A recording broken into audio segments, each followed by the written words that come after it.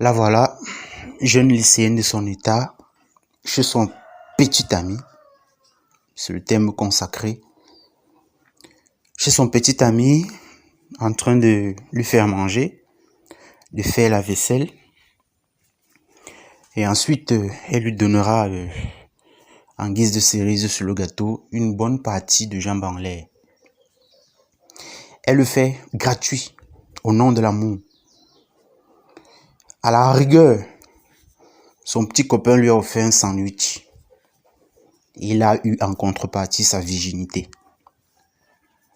Quelques années plus tard, elle a 25 ans. Elle tombe sur un homme innocent et naïf qui veut bien faire les choses.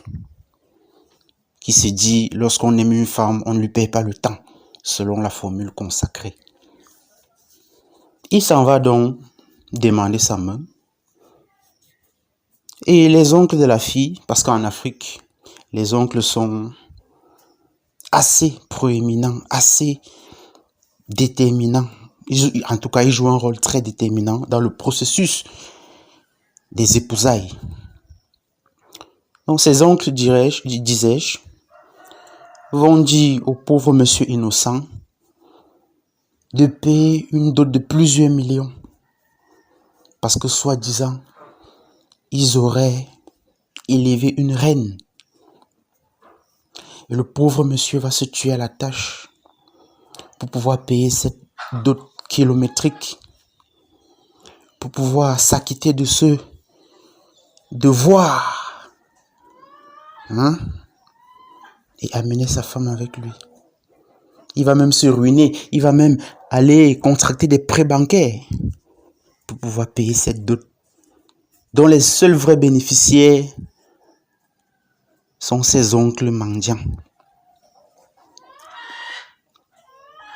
Ils ont soi-disant élevé une reine qui n'est plus vierge, une reine qui a fait le tour du quartier, une reine qui en réalité ne constitue plus que des restes, des leftovers, comme on dit en anglais. Mais ce sont ces restes qu'un pauvre monsieur va récolter et va amener chez lui. Ensuite, il sera surpris de la voir continuer de fréquenter cet ex qui avait eu sa virginité en contrepartie d'un sandwich.